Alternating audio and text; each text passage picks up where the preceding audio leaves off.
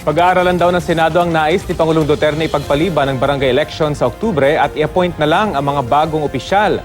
Balita hatid ni Jam Sante.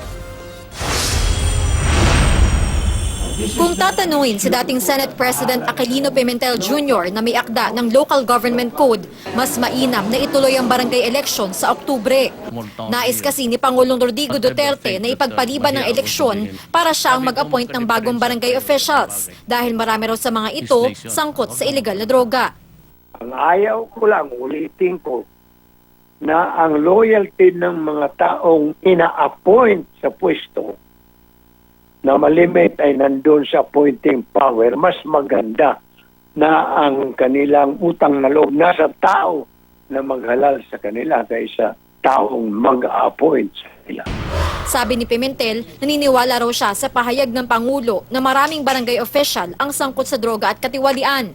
Pero hindi raw solusyon ang pagpapaliban sa eleksyon at pag-appoint lang ng mga bagong opisyal. Ang solusyon, habulin yung mga barangay officials na mga kurakot, and then asuntuhan sila, ikulong pag may prueba. Ganun po ang proseso ng ating demokrasya. Dagdag ni Pimentel, hindi rin naman maaaring magtalaga ang Pangulo kundi inaamyandahan ng batas.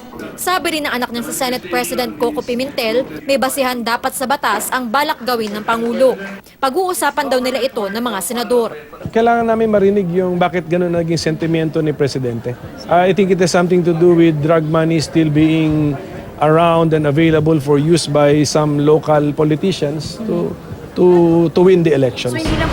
Ayon kay Sibak Party List Representative Sherwin Tugna, Chairman ng House Committee on Suffrage and Electoral Reforms, pag-aaralan din nilang maigi ang issue sakaling may maghain ng formal na panukala pagbalik sesyon ng Kongreso sa Mayo.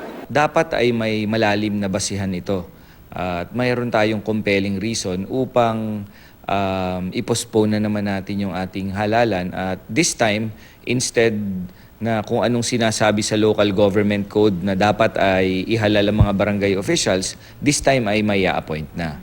Jam Sante, GMA News.